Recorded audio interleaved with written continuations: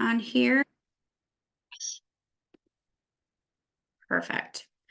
One thing I want to bring up with you guys, just a couple reminders. Tomorrow we have our 2-hour free CE that's going to be in our shared office space in Bloomington at 10 a.m. We do have a full class right now, but shoot me a message if it's something that you need to get in for CE before it's due, and we'll try and get you accommodated in there. We do have another free CE class coming up in April, so watch the Facebook Connect and your emails for that sign up. Again, we are just limited on our space of trying to get about 30 people in there. And then the other update that you guys seen, if it came across the Energy Connect page, our broker admin fee went up to the $5.95. So if you have current contracts that disclosed the other fee on there, we will still honor that. But moving forward, make sure that your broker admin fee is updated in your contracts and going forward on that end. The other thing we just want to touch on for a brief moment is, because there's so many different moving pieces with it, the NAR lawsuit and the settlement. I know you guys have a ton of questions around it, and I do as well. Right now, NRG and Randy are basically sifting through all of the information, but we are very much heavily relying on our associations to give us the best information out there. This has not been approved by the federal government yet. So it's still in that limbo phase of, is this going to get through?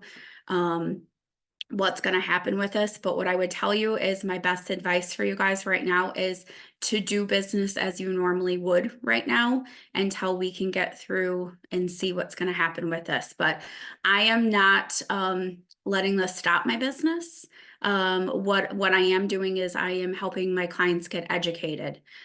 So I am going to put on a listing presentation class here in the next week or so to kind of help you guys through how I explain this to clients, and how we can get through these next few changes. So watch for that coming up. It will probably be a Zoom class on that end. But it's having conversations and just really educating clients on how to move forward and showing your value.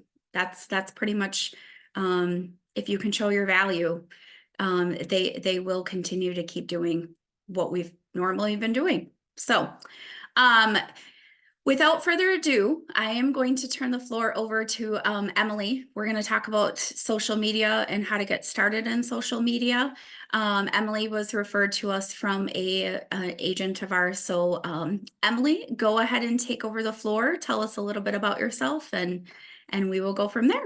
Hello, I'm excited to be here. I actually made a presentation that I can kind of take you guys through.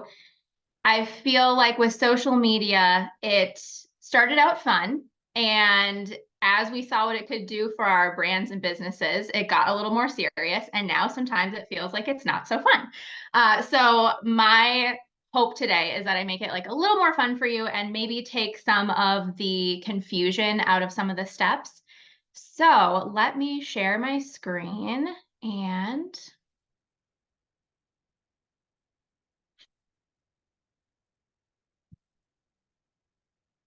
all right. Let's see here.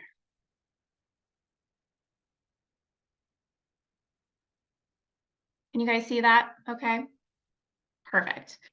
All right, so we're just going to talk about social media, making it simplified, making it a little bit more fun. And so for kind of this introduction, I feel like it's overwhelming. So if anyone feels that way as we're moving into this, just kind of like take that as, put that on the back burner for a second, right? It feels overwhelming, but what I have found and what I want to share with you guys today is 3 really common roadblocks that my clients have. And I think just being aware of these will really help you to make the next best decision. So I want you, as we're going through this too, take notes. write your questions down, write any problems that you've had down. I really, really love strategy and helping you through that and helping you see like the opportunity with your brand. So I'm going to take you through this information, but I would love the majority of this to be, you guys asking me questions and helping you through kind of any of like the roadblocks that you're going through. So take notes as we go through. So a little bit about me, why I'm here. I have over 8 years of marketing experience. I've worked with over 50 clients, and my background really is in retail merchandising, e-commerce. So after I got out of college, I've always had this like passion for real estate and homes. I always like looked on Zillow, and I kind of was like, should I get my real estate license? So I actually worked with some real estate agents, helping them build their business out of college, and really learned like the ins and outs of what that looks like every single day. And so now I've really taken that information that I have and I've combined it into kind of both worlds. So I've taken my love of real estate and that knowledge and combined it with the marketing to really help real estate agents get ahead with their social media, because I feel like it can be really, really overwhelming and confusing, but I try to take both worlds, meld them together, and really simplify it so you can create your online presence. And that's really what I try to do, is help people create their digital presence so that more people can find them and connect with them. Okay, so we're going to get into common roadblocks to being successful with social media marketing. So some of what I've noticed, and I'm sure some of you have struggled with, is not knowing what to post, posting the wrong information or information that doesn't really support your brand, and not having time to post, or like being inconsistent. So let's get into the first one, not knowing what to post. So I think this really comes from having a lack of direction. And I think that feels like you're spinning your wheels, right? Like, you should be posting, you should be putting content out there, but you don't really know what that looks like. And then it becomes more frustrating. And I think we tend to then avoid social media altogether because you just are like, I don't know what to post. So I think this lack of direction really comes from not knowing who you're talking to, not knowing what your mission is, and not knowing how to simply communicate what you do. So with that, there are 3 things that I think are really, really important to understand so that you know what to post. So one of those things is your target audience or client. Now, I feel like a lot of people, when they get to this point, they're like, oh no, I can work with everyone.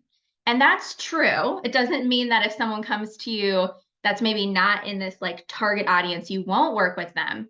But it's so much easier when you're making social media content to really know who you're speaking to. Because there's always like that disconnect too if you're not speaking to that core audience. I want you to think about this too, like if you are posting and not knowing who you're talking to, it's like picking up the phone to order a pizza and just dialing a random number and hoping that they can help you. It's probably not going to get you a pizza. So we want to make sure that we're dialing the right number, we're talking to the right people. So as you're thinking about like who your target audience is, some really important questions that you can ask is like, who am I really speaking to? Who do I want my business to serve? And what does my client need? And I think the need is really looking at like that pain point. Like, what do they feel as they're working through this process? And sometimes that can even be something you've experienced in the past or something that you're really passionate about. So that can kind of help you lead to who you want to serve. So taking a deeper dive with those questions is really helpful. And through my work with my clients, this is something that we really get into because I think it's really, really important as we're creating content. So number 2 with knowing what to post is your brand mission and vision. And so with this, it's really about, excuse me, having goals. And this can look really overwhelming too, right? Especially if you're in the beginning of really building your brand and business. It can feel a little scary to say, oh, these are the exact things I want, or this is the exact path that I want to take. But it really is helpful in not only creating content, but connecting with the right clients. You have to know where you're going in order to build a brand and business that's sustainable in the long run. And so I really like to think about this too as the alignment with your posts, right? So your goals should really go with the social media that you're posting, right? It's not always about, say, converting clients, but over time, you're almost dropping these breadcrumbs that help you get to your goals. So defining your mission and vision can really look like asking what your long-term goals are.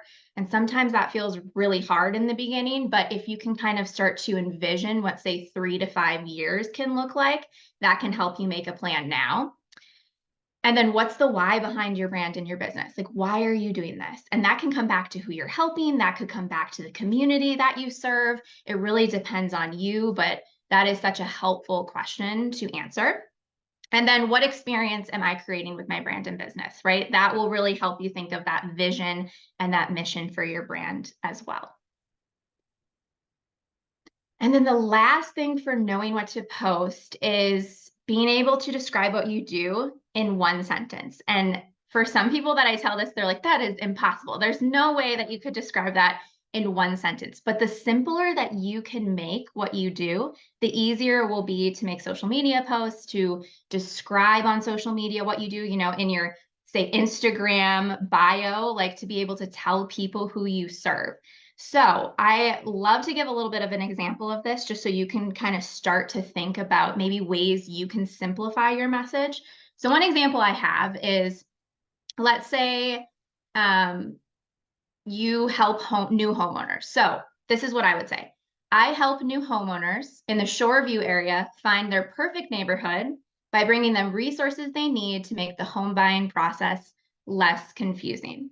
So that really describes who you serve, where you're serving, and then also how you help them, right? Like maybe there's one specific thing that you bring to the table that no one else does, but that crafting this like very simple statement and being able to say it in one sentence helps people understand quickly if you're for them. And it helps you then convert more clients because people are like, okay, yep, I know exactly what they do and I'm into it. Okay, so roadblock 2, posting the wrong information. Now, this usually comes from lack of content pillars. So a lot of people, I think, get confused with what content pillars are, but that's really just the core topics that you want to talk about. So it really comes from not only knowing what your expertise is, but then knowing who your target audience is, what they want to hear, knowing how you add extra value, and not just posting like what other real estate agents post. So I think this usually comes from, we get this kind of idea in our head that like, oh, I don't know what to post. I'm posting the wrong information. Let's just go look at what everyone else is posting. And so we then kind of copy. But you guys have your own like special sauce. And so being able to understand those content pillars and being able to understand like what your expertise is will help you set yourself apart essentially. So there's 3 mindset shifts then that can really help you post information that your target audience actually wants to hear. And I think these are actually really, really fun. So mindset shift 1 is your social media is actually your portfolio, or you can think of it like your magazine. And I love this because I want you to imagine that you meet someone somewhere and you hand them your business card and they Google you, right? They go to your Instagram, they go to your LinkedIn, and they kind of scroll through some posts. Well, your social media being your portfolio should show and display who you are and what you're about. So it's like a no-brainer when people land on your page that you're for them. So it really gets into like your knowledge, your experience, what you care about, and it's showing your personality. So I love to kind of think too about like what those core topics are, that if you're talking to one of your clients, what are you talking to them about? Like, what do they care about? What can you find in common? That's what your social media should show. So number 2 then is letting your personality shine. And I think we don't do this enough on social media, but your client is a person. You are a person. Like we're connecting on being people before anything else. So really give your audience a taste of what you care about and what you're interested in. So what I love to think about here is incorporating like your hobbies and your interests. So if you're a foodie and the area you serve has some really amazing restaurants, or you know where to get the best cup of coffee, share that on your social media. That's adding so much value to someone who's looking at that neighborhood, or, curious about where they should go, or maybe they just moved into the neighborhood, right? You're adding that value beforehand, and then they're going to want to follow you because you're just giving them all that great, great information. Another thing too is, if you're really interested in getting outdoors and nature, tell people about where to go hiking. Show them parks in the neighborhoods that you work in. Show them the different trails, mountain biking trails, whatever it is that interests you. Find those little intersections that you can connect with your clients, because then when they land on your social media and it's that portfolio, right? They're like, oh, this person's cool. They go mountain biking, or they love to, go to these different restaurants. They know where the best cup of coffee is, and you connect with them on just a deeper level. And then the last little mindset shift is creating an experience. So, like, thinking about it like a portfolio. If you think about your social media like it's a storefront, you can really think about what experience you want people to have as they walk into your store, right? Because if you think about going to, say, a mall, each store has a little bit of a different experience. So, what elements do you want to add that really show who you are, who your brand is, and what you can do for your clients? And this is where it kind of goes back to that like vision piece a little bit too, of like what you're creating for your brand. If I think it's helpful to think about it like that storefront, so then you can really get those content pillars and those pieces that just connect. Okay, so then roadblock 3 is inconsistency with posting. And I'm sure we've all been there. I feel like this is very, very common. I think this really comes from just lack of planning. And then if you don't know the last 2 roadblocks that we talked about, right? And planning can look different for every single person. I think there's 3 changes that really have to happen to stay consistent. But planning really looks like, if you don't plan, it's kind of like, I'm going to make it up as I go, right? A lot of us have probably been like, oh, I'll just, take some video, take some on the go, but then you kind of forget about it, right? It's not built into your schedule. It's not a top priority, so it just kind of goes to the wayside. You really have to kind of work these things into your schedule to make it something that you are consistent with. So 3 changes to help you stay consistent are: starting small. Now, I don't know about you, but I've definitely been on social media and I've looked at other creators, looked at other, pages, and been like, okay, they're posting like 5 times a day. It feels like I also should do that. But really, that's the opposite of what you should do if you're just starting out and you're trying to be consistent.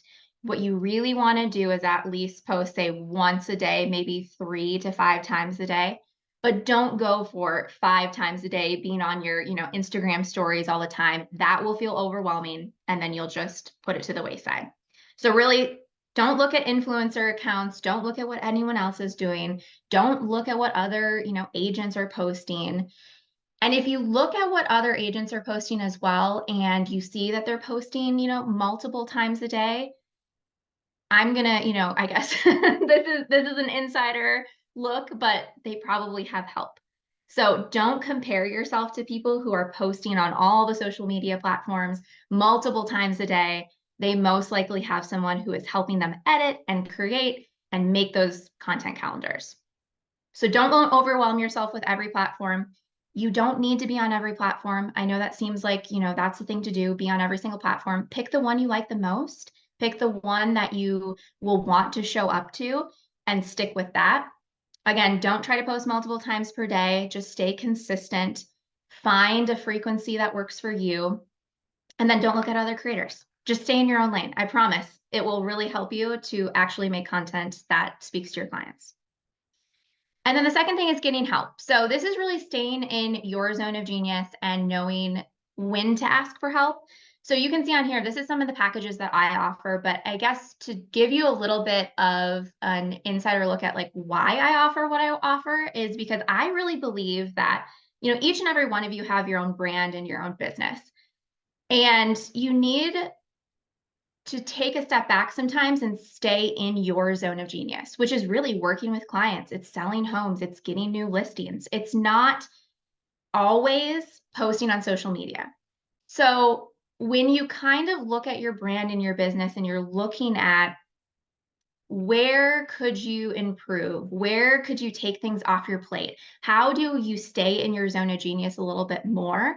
Sometimes getting help and, getting social media help so that you can create that portfolio, you can create that digital presence is the next best thing. So when I work with my clients, I really love to figure out, what their story is, what those content pillars are, and create that experience online so that they set themselves apart. I think that it's this beautiful thing that you can create with social media of like really showing your story and showing what you can do for people, but that also can get really overwhelming. So that is where I come in. And then the last little thing is building social media into your day. And I think this comes back to, habits you have in your day, but it's also all the things we talked about, understanding who you're talking to, understanding those content pillars, understanding like what your audience wants to see, and then really carving out time in your schedule to make a video, to write a post, or planning ahead enough where you have a whole month's content calendar ready for you. And now, as I say that, that might sound a little bit, overwhelming, but if you can build it into your schedule and you can make it a priority, the long-term effects of really taking that time and building your social media presence will be seen. It just takes that consistency and building it into your schedule. Okay, that was a lot of information. I tried to go through it a little bit fast because I feel like every time I do something like this, people have a lot of questions. And so I want to give you time to like ask your questions. I can take you kind of through a little mini strategy session. Really anything you have for me, I am here for. So I guess that's where we're at. Question. Perfect. I love it. So I have a business page and I have a personal page, and I can't help myself but to watch Jill and see what she posts. And so I have posted on my business page, and I don't even know how many people have followed my business page, but it's a fraction of the people that are on my personal page. And it seems like anytime I post a link to a business article, or just even a post, Okay. no one comments on it if it's on my business page. Maybe a few people comment on it if it's on my personal page, but it's like they're not wanting to read what I have to say. Okay. So what platform are you using? I'm talking mostly Facebook. I have an Instagram account and I have LinkedIn, but again, on LinkedIn, I don't feel like I have really much to say to those people. A lot of my LinkedIn connections are other realtors or lenders, and it seems kind of pointless. So my Facebook would be the most consumer filled, connections. So sometimes what I found with business accounts is that the content doesn't get pushed. And I know that sounds really like opposite, right? Because you're a business, you think you'd want to have a business account. But I have found sometimes that keeping the accounts as a personal account actually works a lot better.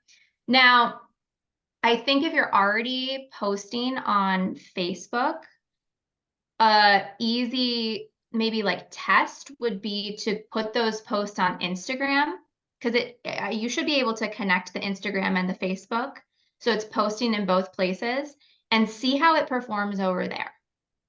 And then you can kind of see if maybe people are seeing it and they're just not connecting with it on Facebook. If you start to get comments or you start to get people interacting with your posts on Instagram, it could just be the content that you're posting on Facebook. Another little, I guess, tip for Facebook is when you have a business account, like the Reels videos, those get pushed farther than any other content, which I know then it's like, okay, well, that makes me have to do video content, but that would be one of the swaps that I would suggest. is focusing on reels on Facebook, because it'll get pushed organically to new people. And then that will lead people to comment, to like, to even follow your page. But that would be like my suggestion. From that, do you have anything else? Any other questions? Well, I just don't know so on Instagram, I just basically follow people. I don't have just a handful of friends that follow me. So, and I don't really understand how the reels work. I know Facebook, if you pay for ads, you can pick your demo and all that stuff. But I've had some other realtor friends do that, and they haven't really gotten a lot of ROI on that. So it just gets to this point where it's like, okay, I have who I have, and actually I just need to work on my sphere rather than do the social media thing, because like you say, it's like just casting my seeds. I don't know if it's getting watered. I don't know if it's getting sunlight. I don't know if weeds are growing. Whereas my sphere, if I'm actually calling people, texting people, I know where it's going. Yep. Yeah. So, I mean, if you want to sit down with me one-on-one, you can schedule a free discovery call with me, and I can kind of look at your accounts and see if like maybe you're missing those content pillars, things like that. But I think too, for posting, it's again, like thinking about it like a portfolio. So having posts that really speak to your brand, because yeah, you probably are seeing more, like when you're actually outreaching to people, you are seeing that return on investment, right? Return on your time. But then it's like having that there where it's like really taking people through who you are, what you do, what you specialize in. So if they do go on Facebook and they look you up, they can kind of connect with your personality a little bit beforehand. So I think that's really where it's like building the trust. That's why I say like make it like a portfolio, because your social media is almost building that trust with people before they commit to working with you. So sometimes you don't see maybe like the direct correlation to, oh, there's my return on investment, but it's really about having that digital presence, because a lot of times people don't trust others that like aren't on social media, right? It's like if there's other real estate agents on social media, it's like, well, what sets you apart? Why should I trust you? So just having that there really helps. I mean, and it's funny too, because a lot of times the clients that you've had have probably looked you up on Facebook or on Instagram, things like that, and you don't even know it. So that would be my suggestion. Testing, we can definitely sit down on a discovery call, and I can look through like the content that you're putting out and make suggestions. But then also just like thinking about it like a portfolio. How can you like build that trust with people before they start working with you? And that too is like making content from a really authentic place, which actually might see more comments, more likes, more engagement, because people are connecting with it just a little bit more. Thank you. Yes, you're welcome. Hey Marie, I just wanted to make a comment too. I will tell you, I did have obviously my personal Facebook page, my personal Instagram page, and I also had a business page in Instagram and Facebook. What I will tell you is that it got so, and I linked them together, and I did all of those things, but I got so focused on trying to get my business pages to grow, where actually my personal page, I have way more friends and they're going to see more of those things, that I just decided, you know what? I'm not even going to focus on those business pages. I'm just going to focus on myself, because I'm branding myself. And it is hard. This is not easy. It's hard to keep up with. Emily told us, like what, 3 to 5 times a day. I can't do that. I don't have enough time for that. It's very overwhelming. I am just trying to, go out there and sell some real estate. The one thing that I'm going to tell you guys, just as being a real estate agent, and if you haven't seen my social media, I'm posting relevant things that would make sense to people. But what really caught my eye last week was, I was in Texas helping my daughter buy her first time house, and we did a couple reels, and I was blown away. one of her reels was a manual lawnmower that we got her because we told her she couldn't get a real lawnmower because she doesn't know how to take care of it. But literally I did the manual lawnmower and I put a lawnmower noise to it. So it's about also finding the audio. And I got, you guys, I'm not joking, I got 17.2 thousand views on that. I got followers, I got a list. So the next day I said, I'm going to try this. I'm going to try and see if another video worked. I did her raking leaves, you guys, just raking leaves. 17.3. I mean, it, like, to me, I'm also like, you know what? I need a cute young girl on my social media. But I think the thing is that just like focus on one area. Don't get like yes, I'm on LinkedIn, I'm on those sites. Those are not where I'm finding my people. Those are where I'm connecting with professional people. There is plans out there to get, you know, LinkedIn in different areas. I'm just not focusing on that because I know my clients are primarily on Facebook. So that's, but it is hard because it's looking at the numbers, and our jobs are to sell. They're not to be doing these type of things. So I always say it's always good to leverage things off to other people who are the experts in it. You got to invest money to get where you're going, but you're not going to see that return on investment with social media like right away. But the thing is that everybody knows I do real estate. Everybody. So I hope that helps a little bit, Marie, because I don't want you to get too overwhelmed. And I was there too, but I just finally said, you know what? Most of my people are on my personal page, and I'm just going to stick with that. Thanks, Jill. Yeah, and I think simplifying is the answer. Like, don't try to do everything. And I know you mentioned, I said like the 3 to 5 posts a day, but that's like for people who are like have teams doing it, right? Like if you can focus on posting once a day and do that, that is incredible. And I love too that you said that you were just kind of showing what you were doing. That's exactly what I was talking about with interests and hobbies. Like, how can you fit in other things that homeowners would be interested in? Like if you go to the Home Depot or something and you're, you know, checking out lawnmowers, take them through that experience, right? There's so many little things that you do that relate back to your clients and that they will want to follow you then for, because you're adding that value. So it might not be that they follow you and then the next day they're your clients, but maybe a year from now, they're going to want to buy a new house or they're going to want to sell their house, right? So it's thinking long term about how can I bring these people in and add value now so that they trust me. And when they're ready to make their next move, they pick me because I'm top of mind. Does anyone else have any other questions, problems, anything? I have a quick question for you. Yeah. Oh, first, though, great presentation. It was a nice high-level overview. I'll Thank be you. going back and watching that again. Perfect. So I have the Facebook and I have had it for a long time, but I hardly ever post. So what's kind of like a migration to go from never posting to posting regularly without it kind of seeming weird? Is that, I don't know if that's. Yeah, I would do a slow ramp up. So maybe starting with like 2 to 3 posts a week, just so that you're also not messing up the algorithm, because you don't want Facebook to be like, oh, they're spamming the account now or anything like that. And then slowly ramp up to a frequency that is doable for you. I think once a day, like Monday through Friday, is great. And especially on Facebook, you can schedule your posts out ahead of time. So that can be really, really helpful if you sit down and you kind of content plan in bulk ahead of time. But I would do a slow ramp up, say over maybe a month or two, where you're doing kind of like 3 to 5 posts, or 2 to 3 posts, and then ramping up to say like 3 to 5. Did that answer your question? Yeah, kind of right now I probably post maybe 2 to 3 times a year or something like that.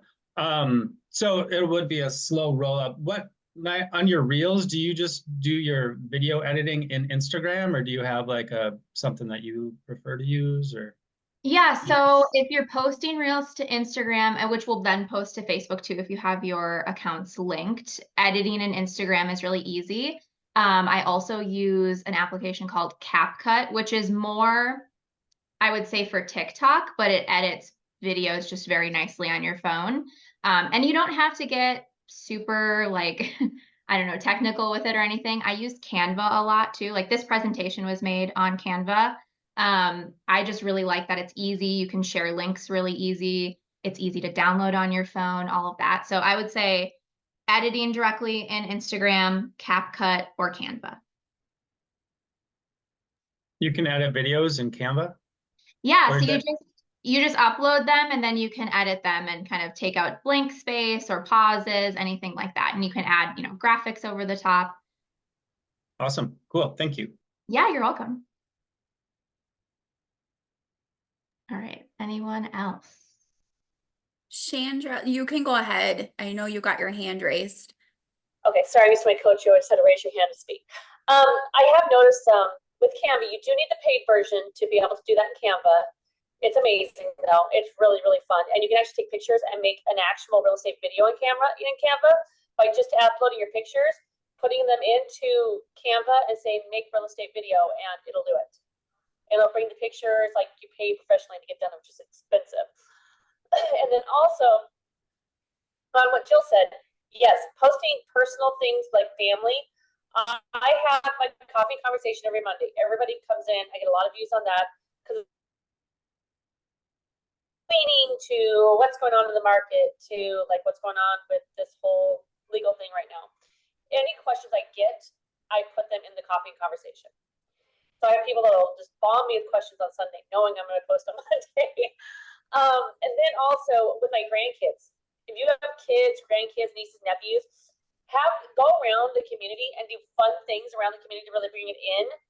And I post with my grandkids because I take them to story time, I take them to arts, I take them to Easter things, all kinds of things, and I post them. And I actually get a lot of foot traffic on that because people want to see what's going on in the community for families, especially they're looking at moving here or they're looking at what to do because they just got here. And then inevitably they end up contacting you and they end up becoming a client. Yes, I love that. I mean, I think too, for anyone, I mean, essentially what she said was she has a list in her mind of all these different activities that she goes and does and, you know, records it. So if it's helpful for anyone, make a list of all of the things that you do. So it's top of mind then when you're going and you're, you know, at these different places that you take a quick video. Or, I mean, it can be B-roll too, where it's just kind of like showing the area and you do like a voiceover, things like that. There's so many different things, but I think if you can think ahead and really have that list, it makes it so much easier. So I love that. Is there any other questions? Any problems? I like problems. So if you guys have any social media problems.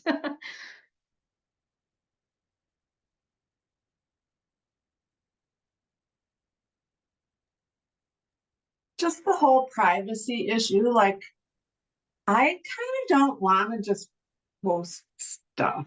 Like the whole Yeah. So yeah. As far as the data privacy. Yeah. Yeah. And besides that, I don't do a lot of business. And so like I can't post my listings because I don't really have that many, or you know, it's just kind of, I'm kind of phasing out. So not having a lot of business, I just kind of want to stay hidden rather than put myself out there. Yeah, and that's okay too. I mean, growing a social media following isn't for everyone. I mean, I've had potential clients come to me and I'm like, you know what? I don't think this is for you right now. So maybe that's not like a focus for you at the moment, and that's totally fine. I think the other idea I had as you were talking is you don't necessarily have to post about real estate, but I'm sure you have a lot of information on the communities that you're a part of.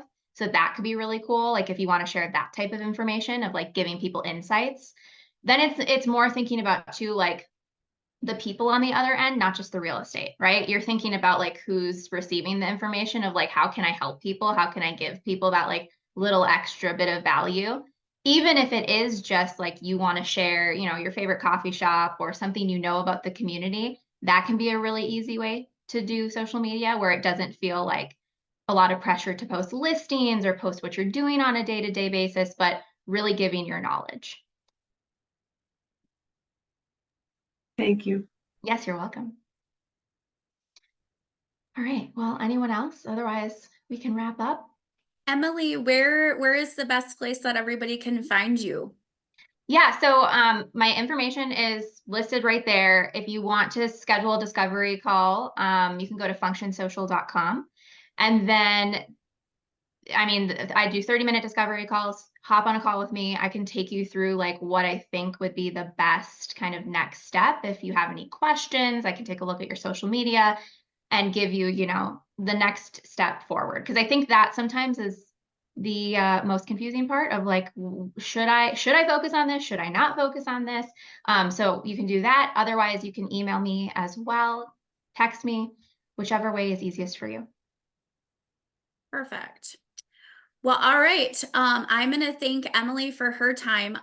We do have about 20 minutes left, so I am actually going to let Emily go because I know she's very busy. She's got stuff going on, but if anybody would like to stay on, we can have more of like a discussion about maybe topics that are coming up with the latest news that's happened this week. I'm more than willing to, you know, problem solve through that and see what everybody's thinking too. So Emily, thank you. Thank you so much for your time. We'll post your contact information in our Facebook page as well. That sounds good. Thank you for having me. Thank It was you. lovely talking to you. Have a wonderful week. Thanks for your time, Emily. Bye. Thank you. Hey, I have a question on Lofty. Like when I get Oh, sure. Sorry, Jeff. My dog is going insane. oh, that's all right. Give I have me a 1 question on second. Lofty. So when we Stop. get like when it says, hey, there's a new client, you got to contact them in like in the middle of the night or whatever, what do people do with that? I haven't really set myself up very well yet, so I haven't done anything.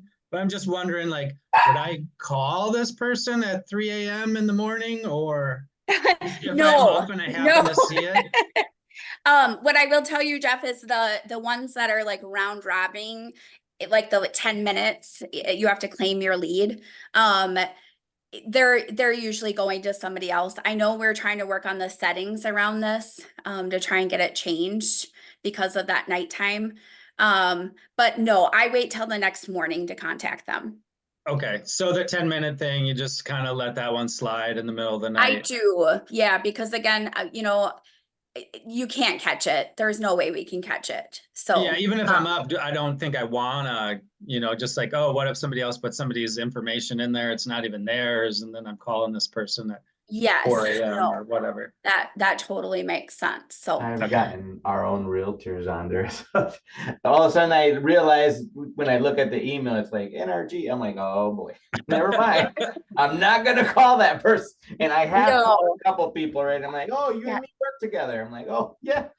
A lot of those leads, a lot of lead sites I've been on seem to just it be just mostly doesn't make realtors. sense at that point. So yeah. yes. So you guys, I am gonna have to say this. My internet connection is kind of going in and out. And I do have a client here that I have to take care of. So what I for having more discussion about for that. We're going to do that in the next week or so. But we're going to gather some more information around it and get it. Thanks, Joe. Get Yeah, she's cutting out. You're been in, Jill.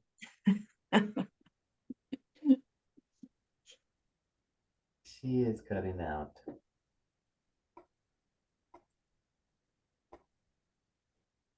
Does anybody have anything they want to add about what's going on with, you know, the legal? Yeah, we also got an email from the Minnesota Association. I don't know if it was last night or this morning, and there's a lot of legislation around contract for deeds and investor. And so I just encourage everybody to read that. And I hope that Randy also addresses that when we talk about the lawsuit. Because yeah, I'd love to hear different people's, you know, pitch as far as how they're going to talk to a buyer and everything else, because I definitely have concerns on how the buyer is going to be represented moving forward. Yeah, For sure. not necessarily a buyer that can afford it, but the, you know, everybody's seems to be, you know, the government seems to be going towards new home buyers and first generational. And if they don't have the cash to represent themselves as easily, it'd be really nice to know how we're moving this ball forward correctly. Yeah, we just need some more information before we keep talking in circles about it. So we have some facts, you know what I mean? Yep. Does anybody know how the MLS is, you know, it stated that they're not going to allow, you know, the 2.7% buyer payout put into the listing after July. Is that, I haven't done a listing or even looked at it. Does anybody know, is it still allowing that now? When, you know, come Well, I think July, the do they form- pull all the old ones off? How does that work? I think the forms committee is probably going to have to come up with a new form. But you know, our buy contracts already talk about commission and how some is reimbursed by the seller and some is not. But with sellers, you know, maybe some sellers paying and some sellers not. I don't know how they're going to manage that. So is this nationwide or is it just It's going Minnesota? to be nationwide when it comes into effect. And so that's why we really got to get more information and then address it all at once. I see. I mean, the judge has got to sign off on this.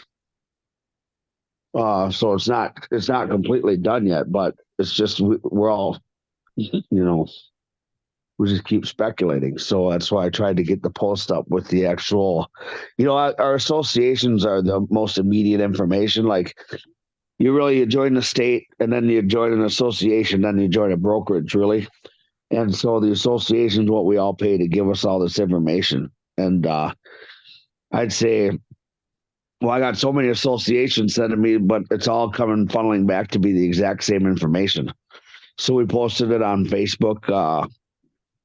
I know I had Jeremy send out a link, message last Friday, and then on Monday we set a post up, and you know it's a national deal. I'd really liked, you know, we always should have had this, but get a list together of this is what a buyer's agent does. This is what a seller's agent does. I had somebody contact me, you know, sent me the link from NBC and said, what do you think about this? And it's like, what do I think about this? I could write a book about what I think about this. But, you know, so I kind of went into some of the here's what the fallout is going to be, in my opinion.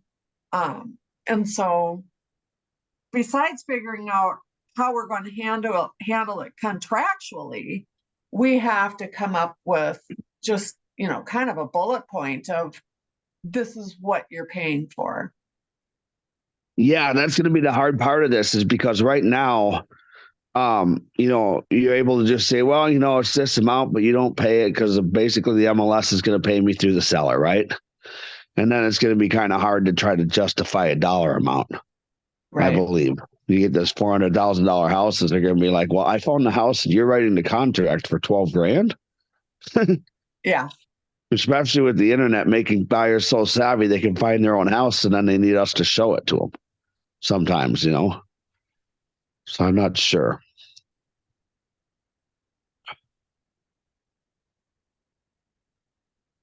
So I don't know. We're going to get into it when more information comes available. And we have real stuff to put out there. It's really important that people have representation, and when they really realize what a buyer's agent brings for them, they can begin to learn and appreciate who we are and what we do. That's the problem, is it's too often that these people learn after the fact. It's always, well, I wish I would have. And see, that's my biggest problem with this whole thing, is that, you know, it's hard enough to get to a buyer and talk to them and give them some really good advice on what to do. Now we're supposed to educate them for 40 minutes before we actually get to that point. I mean, that's what, whoever made this up, whoever's doing this, you know, they're not representing or looking out for the buyer's interest at all, because you're going to have people that can't afford it that go, you know what, I can buy a house on my own. I don't need you. And I get the arrogance. You know, everybody's arrogant in some way and they shouldn't be. I am. I know that somewhere.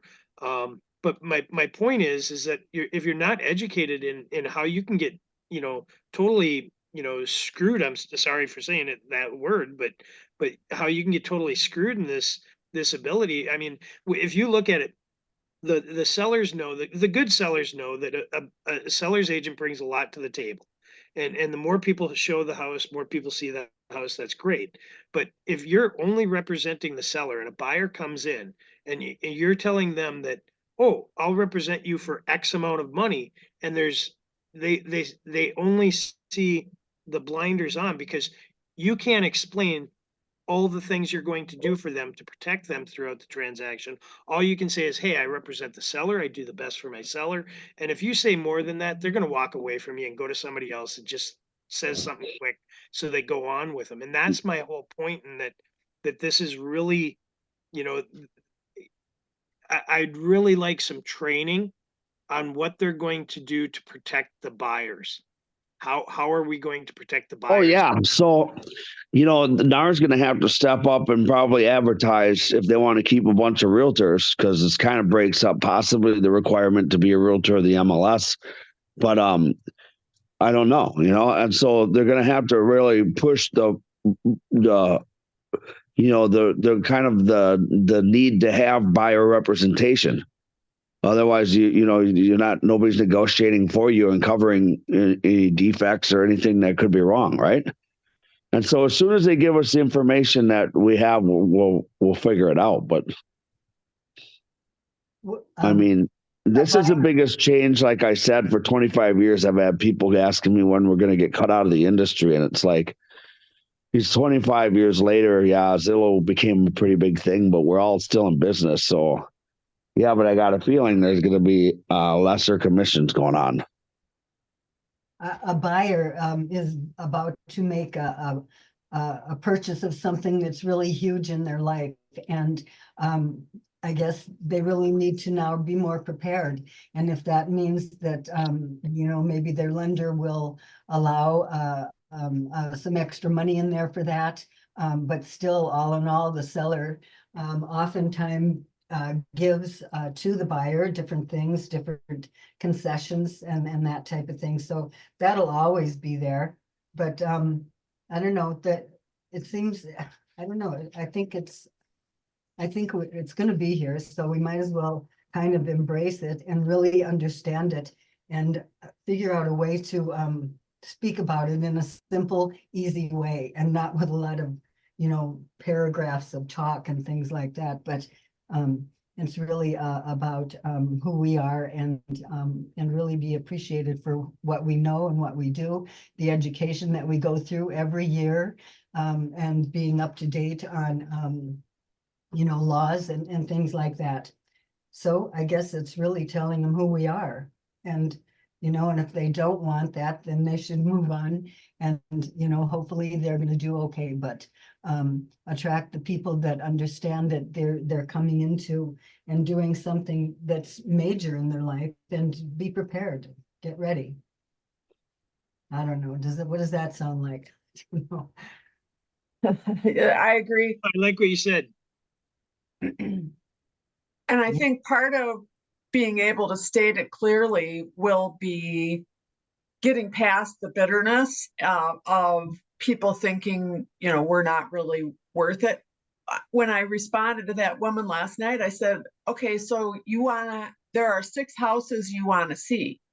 If you don't have an agent, how are you going to negotiate lining up those 6 houses for you to see? And is it just going to be a mass open door? You know, if you're listing your house, do you just want to open your door to whoever comes? And are you, as the seller, going to have to be there? Or do you think your agent is going to be there to let some unrepresented buyer in? And that's all. Yeah. Anyway, it's like an unbelievably stinking mess, if you ask me. Under agency, you know, maybe showing them what the fiduciary duties are for a buyer and a buyer's agent. That might help them, because there are many steps to being a buyer's agent and things that we do, and to really create that trust and a relationship with them. And so, you know, sometimes not everyone's going to be for us. That's okay. Right. Yeah. And I think it's really a time for us to be proud of who we are and what we know and what we do, and go from that point and move forward. And, you know, Mary Montour. and so just kind of stand up tall. That's all. Yeah, hopefully the advertising supports what we're all saying, because like when you say these 6 houses, like an agent can log in, line everything up, right? And then get involved in negotiation and after that and all that stuff. So I would expect that Darren's going to start. Well, it's not over yet, but it's probably going to get agreed on. But they're going to have to step up with their advertising for buyer reps. So. So I was gonna. And then once we have a little more information, because because I'm positive, we got 1 million agents, right, in the country. And so, I mean, people are going to come up with some processes pretty quick here. And even though we want to let them know, you know, who we are and what we do, we really need to make it about them. So, I mean, we need to take a step back, let them know, you know, how we work and why we do this, and that, you know, we're doing something that we love to do, but it needs to be about them and really taking care of them. So, yeah. What just crossed my mind is going into Home Depot and searching the aisles for someone who can help you find this widget or that widget, and they say, oh yeah, we'll go over there, it's on aisle 82, or you know, it's just, do you want somebody to help you walk through Home Depot, or do you just want to walk through Home Depot and wander around, you know, the aisles by yourself? And hope no, to I find always go like, somebody. hey, I need help. Well, as soon as I get more information, I will definitely, post it and present it. Mhm. Thank you, Randy. Oh, I know if Jill reminded anybody, but there's that, if anybody RSVP'd for the 2 hours of CE tomorrow in St. Louis Park. Yep. I'll be there. Yeah. I'm I'll full. be popping in there around noon. 7900 International Drive in Bloomington. Yep. Oh, it's at that location. Okay, good. That's what I wrote down. I don't know if that's Yeah. correct. That's the That's one a that nice I spot. received First an email floor yesterday. conference room. It's at Suite 300. My office. It is, huh? Yep. Yeah, that's what I have as well. That's what I have too. Oh, that's International Plaza. I think that's near the Mall of America, isn't it? Yeah, that's that one office. That's the first office I ever went into. So they're on the 3rd floor. I just don't know what size that training room is over there. Usually I use the Bloomington over on France or the St. Louis Park because you get 25 people in there in Minnetonka.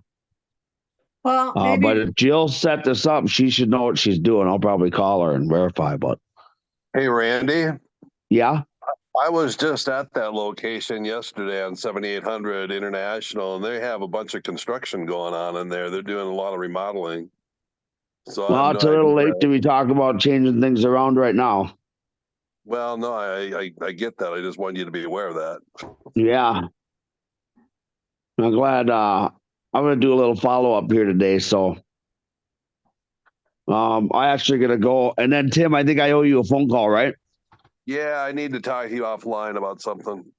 Yeah, I'll buzz you back in a while, you guys. I'm going to run so I can handle a few things quick. Hey, thanks, All right. everyone. Yeah, have a good afternoon.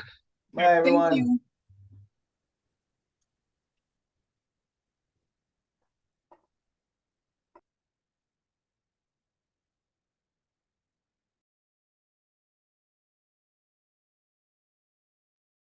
Thank you. Good meeting.